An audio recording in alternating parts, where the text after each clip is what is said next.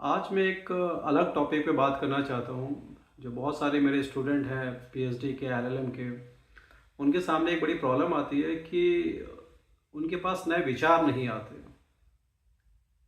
जो भी बोलना होता है उसके लिए उनको एक किताब चाहिए, किसी का गाइडेंस चाहिए। बट एक बात को नई तरह से कहने में उनको डिफ़िकल्टी आती है। उसकी सबसे बड़ी वजह यह है कि वो मौन नहीं रहते।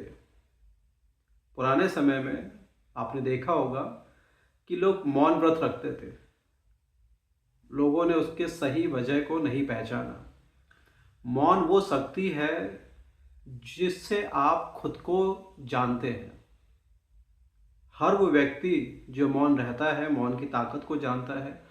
और मौन से एक फ़ायदा ये होता है कि आपके दिमाग में नए विचार आते हैं और आप बहुत लंबे समय के बाद खुद को सुनते हैं। और आज के समय में बहुत ही ज़्यादा रिलेवेंट है। क्यों? क्योंकि सुबह होते ही आपके पास मैसेजेस आना शुरू हो जाते हैं और रात में देर रात तक जब तक आप सोते हैं आपके पास डिफरेंट मैसेजेस आते हैं। आप रील्स को स्क्रॉल करते हैं या डिफरेंट जो एंटरटेनमेंट है, मीडिया है, उसको कंज्यूम करते हैं।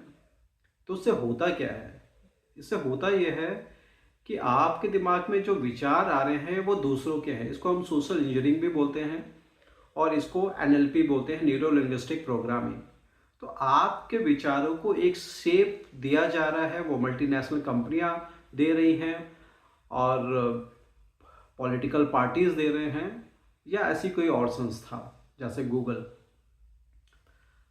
आप कभी एक्सपेरिमेंट करके देखिए, खुद को एक सप्ताह तक सोशल मीडिया से दूर रखें, लोगों से कम बातचीत करें और जितना पॉसिबल हो सके मौन रहें। लोग बहुत सारा पैसा खर्च करके ऐसे मेडिटेशन सेंटर्स पे जाते हैं और वहाँ पे उनका फ़ोन रख लिया जाता है और उनको बोला जाता है कि आप किसी से बातचीत नहीं करेंगे। होता क्या है, जब आप किसी से बातचीत नहीं करते हैं तो थोड़े समय तक आपके अंदर व्याकुलता होगी, फिर धीरे धीरे वो शांत होगी, फिर आपके दिमाग में विचार आएंगे और विचारों को आप देखना शुरू करेंगे। फिर एक समय ऐसा आएगा कि विचार आना भी धीरे धीरे बंद हो जाएंगे। फिर आप पहली बार जिंदगी में चीज़ों को देखना शुरू करेंगे।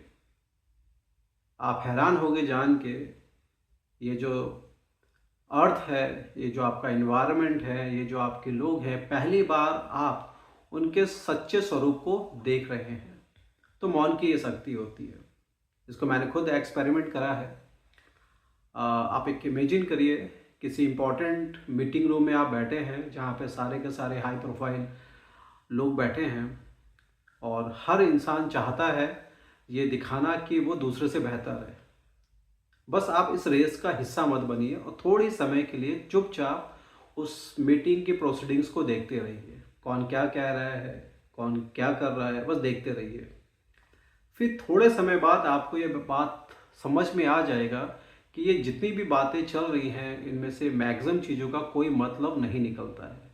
और जो थोड़ी समय पहले आपके अंदर व्याकुलता थी बोलने की, कि मुझे अपना आइडिया देना चाहिए, ये करना चाहिए सो दैट मैं दूसरों से अलग दिखूं या इंटेलिजेंट लोग मुझे माने, वो सारी चीज़ें आपके दिमाग से निकल जाएंगी।